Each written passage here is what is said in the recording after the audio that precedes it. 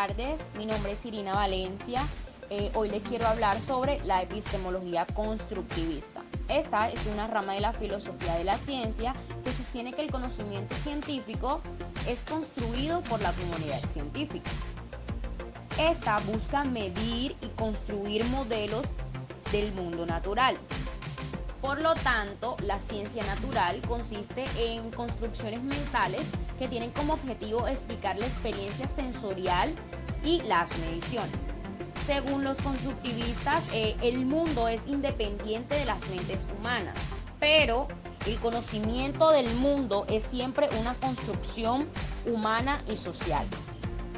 El constructivismo se opone a la filosofía del objetivismo, abarcando así la creencia de que un humano puede llegar a conocer la verdad sobre el mundo natural, no mediado por aproximaciones científicas con diferentes grados de validez y precisión. Según los constructivistas, no existe una metodología válida, única en la ciencia, sino una diversidad de métodos útiles. Bueno, y ustedes se preguntarán, ¿pero cuál es el origen de la epistemología constructivista? El término se origina en psicología, educación y constructivismo social. La expresión epistemología constructivista fue utilizada por primera vez por Jean Piaget en 1967. Este es un psicólogo suizo pionero en el estudio del desarrollo cognitivo en etapas iniciales. Desde el punto de vista de Piaget, la evolución de la inteligencia resulta de la interacción entre sujeto, objeto y la realidad que coinciden a raíz de dicha interacción. Por ejemplo, si le pedimos a un niño que dibuje su casa, el dibujo que el niño hará no es una representación de su casa, sino lo que él sabe de ella. A medida que este niño conozca nuevos elementos, se interactúe con ellos, la estructura de la casa, su pensamiento, se modificará. Piaget argumenta que la explicitación epistemológica es primordial y constructivista para su teoría. El conocimiento científico es el referente o patrón que Piaget utiliza para establecer la validez del conocimiento. En este sentido, podemos decir que la ciencia constituye para Piaget el ideal del conocimiento. Ahora les voy a hablar un poco de la enseñanza constructivista. Pues enseñar no es transferir información, no. Es crear las posibilidades para construir conocimiento. Este es el principio del constructivismo, una metodología de enseñanza que cada vez más escuelas están aplicando. La enseñanza bajo el constructivismo se concibe como un proceso a través del cual se ayuda, apoya y dirige al estudiante en la construcción del conocimiento. Se trata de ir de lo simple, que es el conocimiento intuitivo, a lo complejo, que es el conocimiento formal, científico.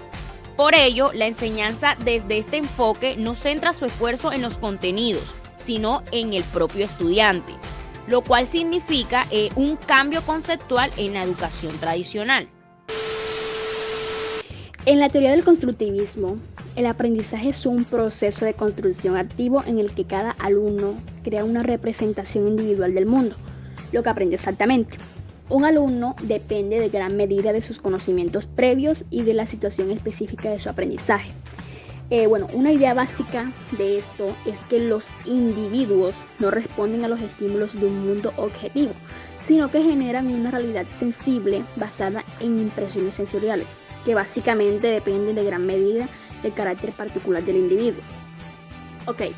Como bien sabemos, las personas que aprenden son las constructoras de su propio conocimiento. Aprender es esencialmente construir, representar o esquematizar la realidad. Es como dar lugar a una reestructuración de las representaciones del sujeto. Todo ser humano construye un proceso de interacción social. El educador es el humano por excelencia, eso lo sabemos. Es decir, que la misión de este es insustituible debido a que es el mediador entre la interacción alumno-sociedad. Y de acuerdo a la lista de principios constructivistas en la acción educativa, en total son 12 y que se los voy a mencionar a continuación. Primero está la individualización. Segundo, la actividad intelectual del alumno. Tercero, la autonomía. El cuarto punto, con respecto a la diversidad. El quinto se basa prácticamente en el seguimiento del proceso de construcción de los conocimientos. El sexto desarrolla el establecimiento de todo tipo de relaciones entre los contenidos. Séptimo, la formulación de preguntas. Octavo, globalización de los aprendizajes. Un ejemplo de esto sería como el aprendizaje significativo. El noveno está la creación de un clima, respeto, aceptación mutua y ayuda. El décimo se basa prácticamente en la atención a los conocimientos previos del alumno. El principio 11 desarrolla una planificación, un control y una reformulación de objetivos. Y por último, pues está la posibilidad de generalizar y transferir los conocimientos a otros contextos. Aplicar metodologías constructivistas en los salones de clases significa un cambio conceptual en comparación con la forma tradicional de enseñanza, ya que se debe unir las acciones de alumnos, profesores, contenido y contexto. Es importante destacar que todo conocimiento se construye en estrecha relación con los contextos en los que se usa y por ello no es posible separar los aspectos cognitivos, emocionales y sociales en el contexto en que se actúa. Cada uno de los integrantes involucrados en el proceso de aprendizaje tiene un rol específico y en el caso del profesor también significa un cambio de la visión tradicional. En este proceso de aprendizaje constructivo, el profesor cede el protagonismo al estudiante, quien asume el papel fundamental en su propio proceso de formación. Impulsa la autonomía e iniciativa del alumno. Usa materiales físicos, interactivos y manipulables. Propone de forma vivencial tareas constructivistas, como clasificar, analizar, predecir, crear, inferir, deducir, estimar, elaborar, pensar. Investiga la comprensión de conceptos que tienen los estudiantes antes de compartir con ellos su propia comprensión. Impulsa la indagación y motiva la reflexión para encontrar las respuestas. Es importante aclarar que el docente no pierde su papel de autoridad dentro del aula. Su rol siempre será de orientador del conocimiento, buscando la empatía constante con el estudiante. Para ello es fundamental alimentar la curiosidad e impulsar a que los alumnos utilicen la creatividad para aplicar los nuevos conocimientos adquiridos y encontrar respuestas a nuevos planteamientos. Aunque siempre deben ser guiados por el profesor, los estudiantes deben ser autónomos al realizar los trabajos y exponerse a los errores para después rectificar. Este es el aspecto vivencial que hace efectivo el aprendizaje. Hola, ¿qué tal amigos? Mi nombre es Cristian Díaz y hoy les voy a mostrar algunas actividades para fomentar el aprendizaje constructivista. Empecemos por recordar que el aprendizaje constructivista es una teoría de aprendizaje que se basa en el principio que el conocimiento previo es la base para construir aprendizajes nuevos. En otras palabras, el estudiante construye su propio aprendizaje en base a su experiencia y nuevos conocimientos. Como dijo Piaget, el conocimiento humano es siempre una asimilación o una interpretación. Se debe incluir aprendizaje activo en un ambiente colaborativo que invita al estudiante a preguntar, descubrir, explorar y experimentar. En primer lugar tenemos los mapas mentales, que facilitan la representación de material complejo de forma visual y organizada. Esto ayuda a que los estudiantes retengan la información más fácilmente. El estudiante puede representar sus ideas como brazos o ramas del mapa mental, incorporando y enlazando el conocimiento previo al nuevo. Las aplicaciones en línea permiten que los estudiantes trabajen a distancia de forma colaborativa, lo que es un excelente ejemplo de aprendizaje constructivista. En segundo lugar tenemos el campo virtual, que requiere exploración y descubrimiento. Además impulsa el trabajo autónomo y a la puesta en práctica del conocimiento y experiencia previa, es decir, es dar a los estudiantes problemas reales para ser resueltos en equipo o de forma independiente, en donde tengan que investigar y proponer soluciones. De esta forma, el autor no les da la solución a los estudiantes, sino que despierta en ellos la curiosidad de construir sus propias respuestas y asignar actividades de aprendizaje a través de la inmersión. Y en tercer lugar tenemos los foros de discusión y preguntas con respuestas abiertas. Utilizando los principios de aprendizaje constructivista, el tutor puede proponer discusiones o preguntas en foros acerca de temas en donde el estudiante debe investigar independientemente y regresar al foro para compartir su conocimiento.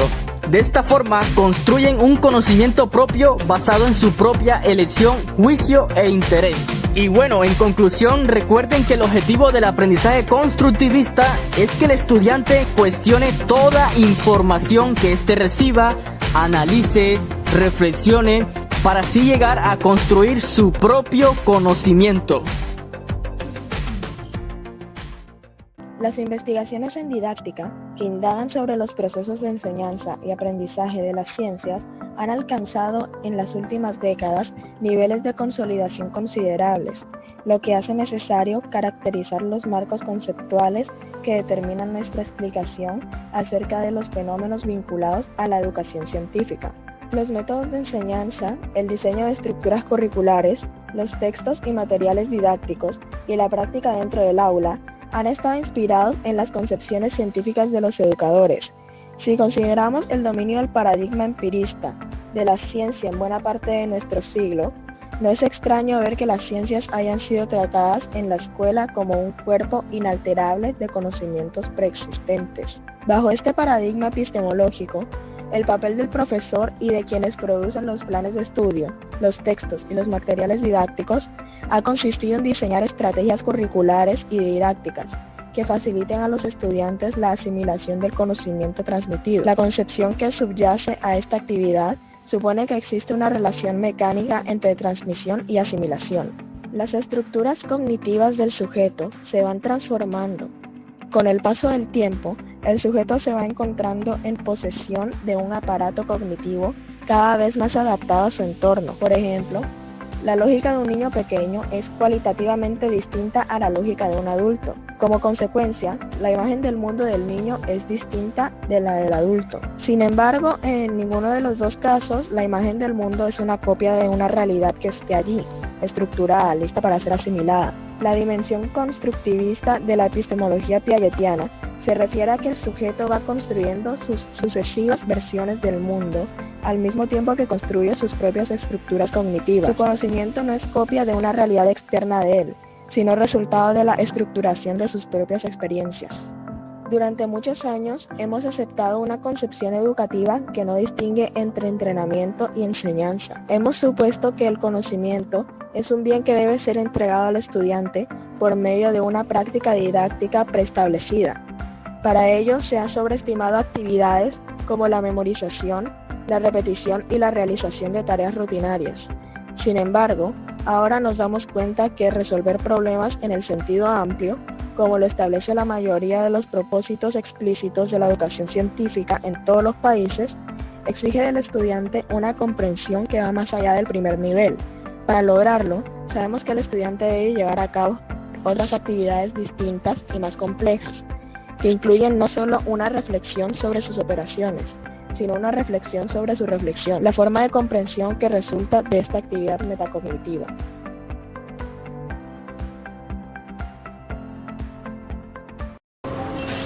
Una mañana de vuelta a clases, el profesor saluda a sus alumnos. Les dice que como es el primer día de clases, van a dibujar. Los niños se alegran muchísimo. El profesor les dice que saquen sus colores. La estudiante Ana está muy alegre y se imagina qué podría dibujar. Si un paisaje bonito, un coche, o mejor un avión, o mejor un gato. Finalmente se decide por un gato azul, ya que le gusta el color azul. El profesor les dice que se detengan. No les ha dicho que empiecen. El profesor les dice que van a dibujar una flor. La alumna Ana dice que hay flores de muchos colores, blancas, rojas, naranjas.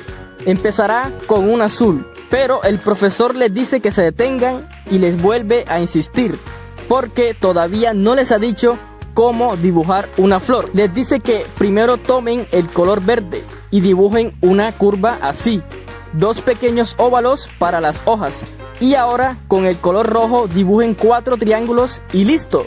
Así es como se dibuja una flor. La alumna Ana está muy confusa y dice que le gusta más su flor, pero la tiene que hacer como dijo el profesor. Y así han pasado los meses en la escuela, donde los alumnos, en vez de poder usar su imaginación y creatividad, los limitan siempre a hacer lo mismo y de una sola manera. Hasta que un día, los padres de Ana la llevaron a una nueva escuela. La nueva maestra de Ana la saluda y le pregunta cómo se llama. Le dice que en su primer día de clases, ¿qué le gustaría hacer? Ella dice que no sabe. La maestra le dice que si le gustaría dibujar.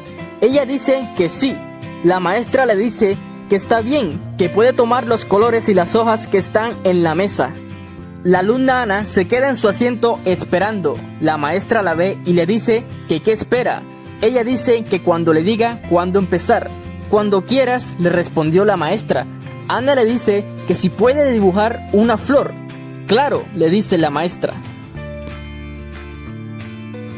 Ana procede a mostrarle su dibujo a la maestra. La maestra lo quiere ver y Ana le dice que si está bien su dibujo.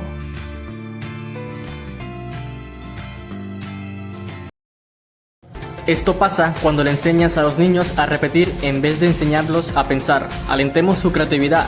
Las personas sobresalientes nunca han sido versiones de alguien más. Si permitimos a los estudiantes a explorar sus habilidades, les daremos el regalo de reconocer sus talentos y de construir sus propios conocimientos. Esto ha sido todo, espero que les haya gustado.